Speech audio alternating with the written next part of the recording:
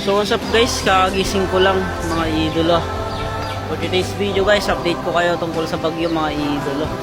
So tingnan yung ginawa ng bagyong Uwan sa amin guys. Gabi sobrang lakas ng hangin.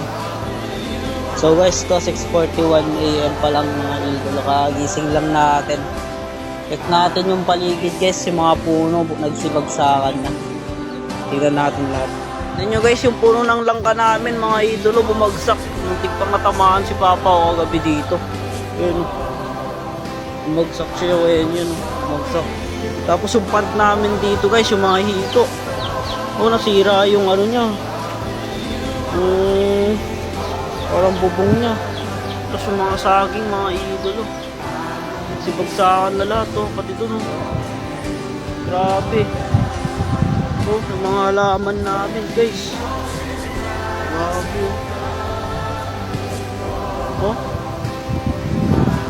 Saging dun. Dito guys sa likod. Tayo sa likod mga idol. Ay grabe. Grabe guys, nangyari. Yung mga tanim ni uncle ko, yung mga talong niya nagsibagsakan lahat sayang, pero buhay pa naman siguro ito mga idolo. Buhay pa naman siguro yung mga talong na yan. Tapos sa likod guys, grabe. Mangga. Nagutol-putol lahat ng sanga. Pating kay Mito. Suha namin, grabe nga, umagsak niya laki niya ito, umagsak pa. Ang daan namin dito guys. Umagsak na rin yung ano namin dito. Yung lagay ng panahon namin mga idolo. Pasada ng bagyong Uwan. Ayun. Grabe. Mga ano guys, mga kawayan. Sila nag-letter S. Yung bahay ng uncle ko. Yung bahay ng uncle ko guys. Grabe yung ginawa nito. Ginawa ng bagyong Uwan guys. Yung bahan lahat mga idolo. Yung bakod guys. Yung bakod ni uncle ko. Tumba. Yung mga saging kawawa. Yung ano.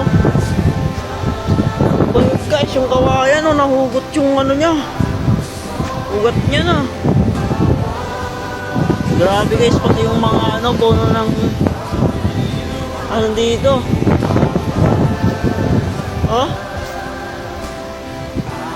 Puno ng akasya, situmbahan guys sobrang dumi dito sa daan guys, para yung mga dahon nanganim pa rin. So ito yung lagay ng panahon sa amin guys. Unfortunately guys, wala naman nasaktan dito sa amin mga idol. Pero ang daming natumba, natutumbahan lahat ng puno dito sa atin. So yun lang guys, update ko kayo about sa bagyo naman. Tingnan natin yung bagyo. So yun guys, as of now 7:11 AM November 10, 2025. Sa ngayon yung bagyo nasa na, wala na siya sa lupa guys. Papalabas na siya ng ng area of responsibility natin. Dito siya sa malapit sa bagyo. Yung bagyo guys medyo malakas pa dito. Ayan sobrang red na red, pulang pula sa bagyo mga idolo. So wala na siya sa lupa mga idolo. Ito na siya ito na siya November 10, as of November 10 2 AM wala na siya sa lupa. Palandfall siya dito ito yung dadaanan niya. Makikita natin yung dadaanan niya dito. Palandfall siya dito siya landfall malapit sa Naha. Yan, wala na siya sa natin, wala na siya dun sa lupain natin, pero nandito po siya sa PRA. Sa PRA pa siya guys, Philippine Area of Responsibility.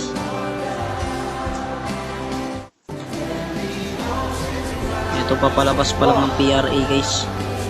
Ayan o.